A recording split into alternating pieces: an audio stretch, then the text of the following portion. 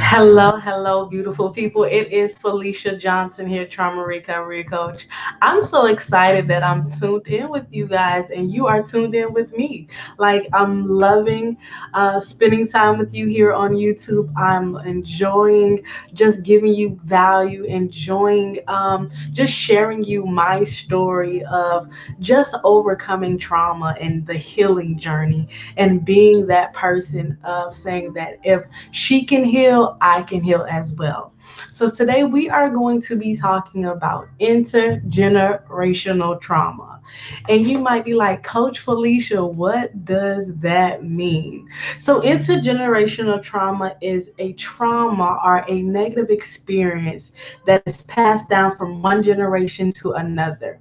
So, if you've ever been um, through any traumatic experience, there may be in your life or in your mother's life, or I should say your ancestral background life, that they've also had the same trauma that you've experienced. And sometimes some of these things they pass on from just painful experience as well as unhealed wounds that transfer to one generation to another and to another and to another. See, I was sexually abused at the age of 7 years old by a family member, and that resulted in me being beaten, not believed, not valued as a child. And during this time, my mother was married at this time, and I was just being beaten for being a child. And so I went to school one day, and my teacher saw the bruises and the blood bruises that I had on me. And immediately she took me to the first front office, and I was taken away from the only family I knew and placed in the foster care system. I was like completely devastated at this time. And growing up, it was really difficult for me. Growing up, I dealt with so many things like depression, suicide attempts. I even dealt with self mutilation, or what I you will call self harm. And I would literally take a blade and decide to cut my wrist because what my past and what my pain told me, that I wasn't good enough, that I wasn't deserving of a family, I wasn't deserving of love. And so in that, I dealt with so much as a child. And as I grew up, I realized that I couldn't been the only one in my family that had been through a traumatic experience. There was something in my life or something in my ancestral background where molestation, physical abuse was present. So growing up now in high school, I ended up getting married to my high school sweetheart. And I thought that this was going to be a happily ever after, but as you can know, as you can see, that when you've been through a trauma experience and you believe that you're going to be healed or someone is going to heal you, it never ends well. So by 19 or 20 years old, I find myself divorced, looking down at my two beautiful daughters, and I'm like, this cannot be life. Like, this cannot be what life has to offer me. I've already been through the worst in my life. I've already been through so much in my life. I've been through the foster care system. I've been abused. I've been misused. I've been not valued. And so that really changed my trajectory in my life, where I now was not living for myself, but living for my two beautiful girls. And I knew at that moment that I was not going to allow what I've gone through, the trauma, the sexual abuse, the physical abuse, to define who I was or to define my future. So that's when I began healing up my healing journey. And in that healing journey, and over the years, and just learning and growing and overcoming, I realized that intergenerational trauma played a major part of my genetics, of my attitude, my perspective about the world. Even though I was not raised with my family, my biological family, I still had that DNA genetic coding going on in me. And so one thing that I realized that my biological mother was married multiple times. And I was like, okay, I got married and I was divorced, as well as my mother was divorced. And so divorce can be an intergenerational trauma as well. And that's just one of the many. See, there's this quote that says pain travels through family lines until someone is ready to heal it in themselves. By going through agony of healing, you no longer pass the poison down to the next generation that follows. It is incredibly important and scarce work. So I realized that even though my mom had her own wounds, her own pain, some of those things had passed down to me genetically. Some of those wounds and unhealed traumatic experience had some way happened to be in my DNA coding. And when I got a hold of understanding what intergenerational trauma was, I was like, oh, it is time for me to do some scarce work, because I have now um, five daughters and one son. And I'm like, I will not allow what my pain was, what my trauma was, to affect my kids. They are going to be heal whole human beings. They are going to be loving beings. They are going to have a life completely different from my life and what I went through as a child. So I decided to embark on that healing journey. See, one of the parts of intergenerational trauma are family models, family worldviews, family perspectives, and all of these different things play a part in your family intergenerational trauma. See, some of these family models, many of us has heard of them. Many of us have heard that boys will be boys, that women or children should be seen and not heard, that men are not supposed to cry. And we all know that these are false. But these are some of the things that affects intergenerational trauma that we pass on to our children.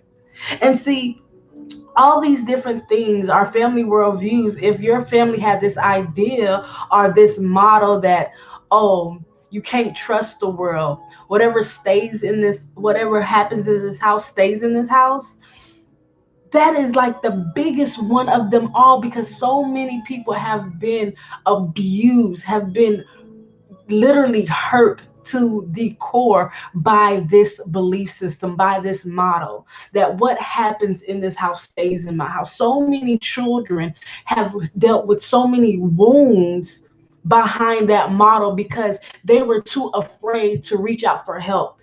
They were too afraid to tell their guardian or their parents.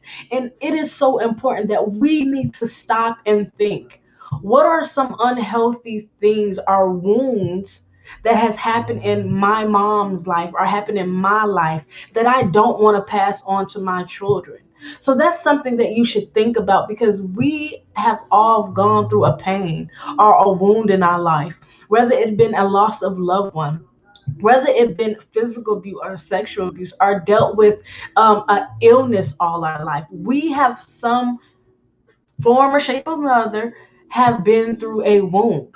So I want you to understand, just stop and think that something that you've gone through, have your parents gone through, or have your great great parents gone through. And it's not, I'm not saying go ask them, or, oh mom, have you been through this or been through that? But 9 out of 10, if you have experienced something they have also experienced, or you can see that they've experienced a trauma without them not even acknowledge it acknowledging it. So I want you to understand that that is so important.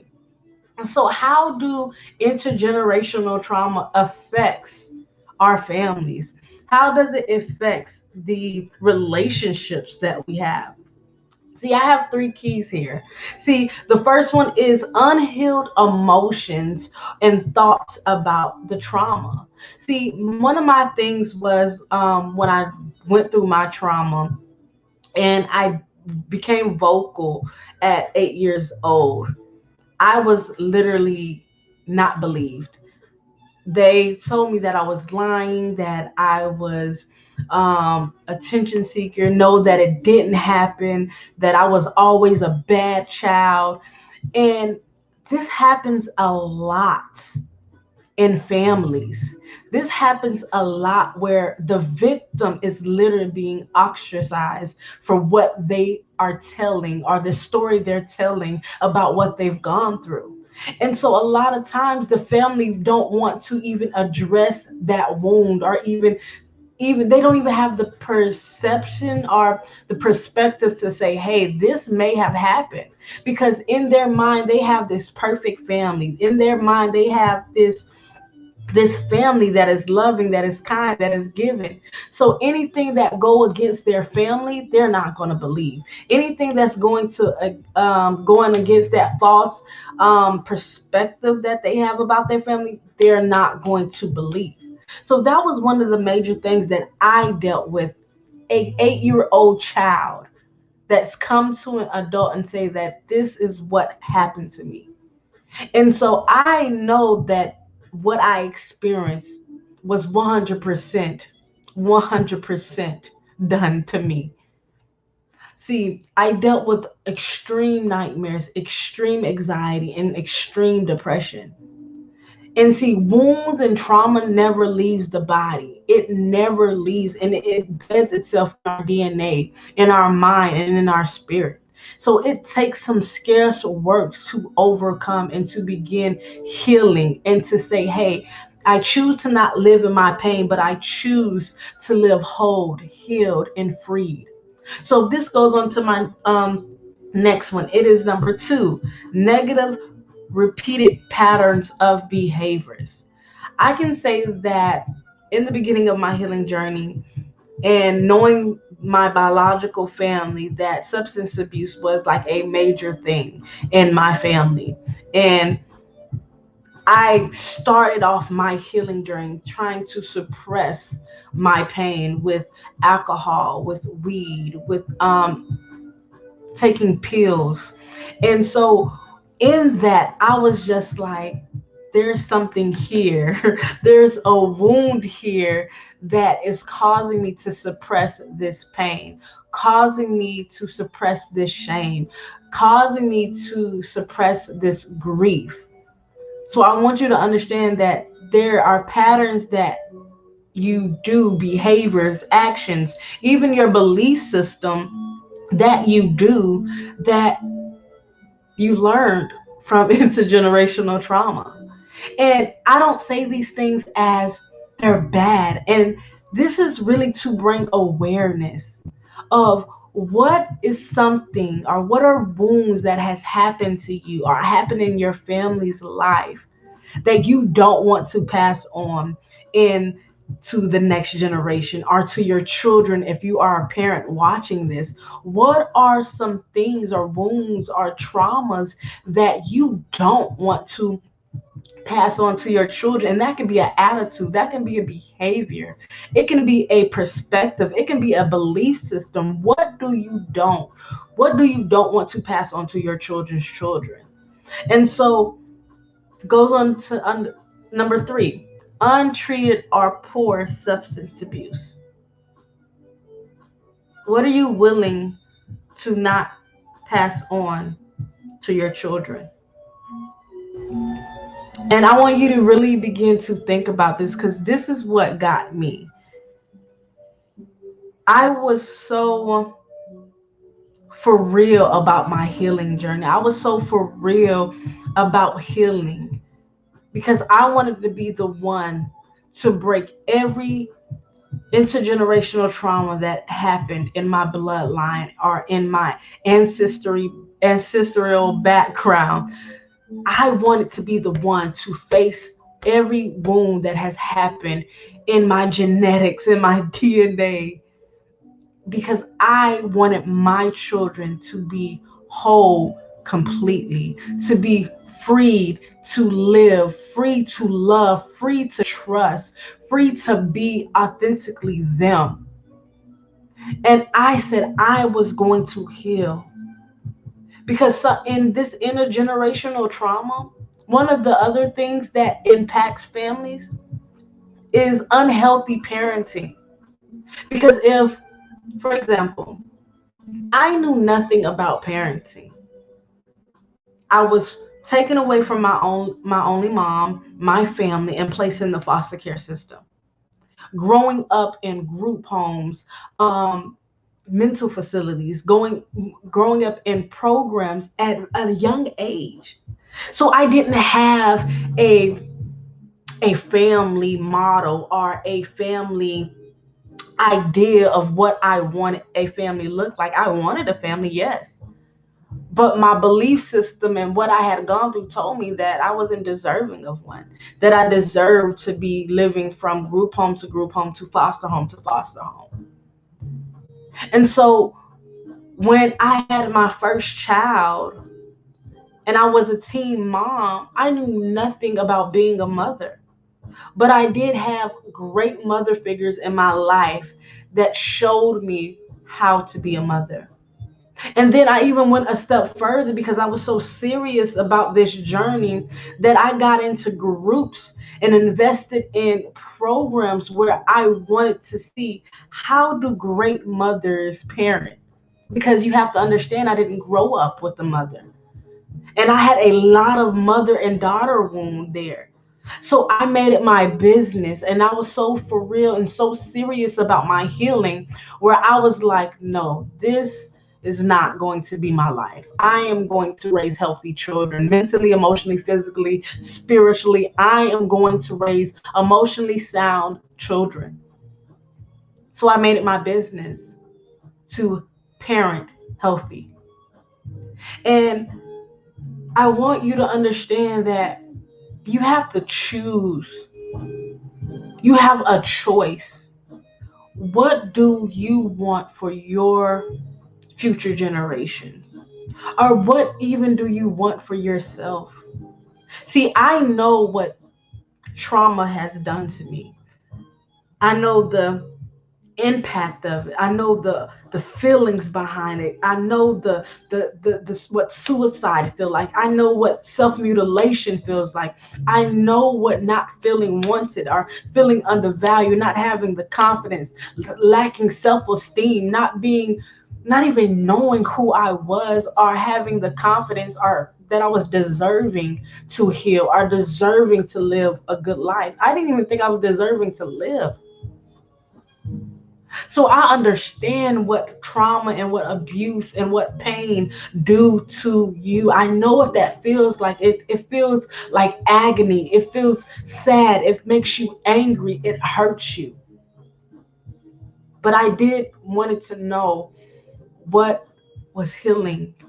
What did healing feel like? To take all my broken pieces to create a beautiful masterpiece. I wanted to know how to live free, how to live successful, how to help others impact this world, how to share my story, how to live a life of success, and even how to live a life as a wife, as a mother. And I can say that I have been on this healing journey for the past 10 to 15 years. And I'm still learning, I'm still growing, I'm still overcome because you have to understand that this is a process, but you have to choose the process. I don't know if any one of you ever, I think it's called the 3%. It was a show that came on, and it's like the only 3% of the people that went through these different tests and things, like only a certain amount of people went through. And I think it was like 3% or 1%, whatever. This is a process. And that's what they called it. It was a process. This is what your healing journey is. Don't think that automatically that you're going to be just, oh, I am great. I am grand. But every day you are choosing to heal. Even though you might have a bad day, you're choosing that, yes, it doesn't feel good right now. I'm not okay today. I'm not okay right now. But I am going to choose healing. Even if that means me having to get back in bed, put the covers over my head, and sleep the day away. But tomorrow, I'm going to take one step at a time to heal. So I want you to understand that it is my hope for you that you heal, and you heal boldly, that you live boldly, and you choose healing over all the things that you've gone through, whether it be any type of trauma, wound, pain, mistakes, failures, for you to live healed and whole. And don't forget that the Overcoming Trauma course is in down below, and I would love to see you there, because I know what it feels like on this journey, and I choose to heal. Will you choose to heal from trauma, from intergenerational trauma, from wounds, from past hurts? Will you choose to heal? My name is Felicia Johnson, and I am Trauma Recovery Coach. I love you, beautiful people, and you have an amazing time.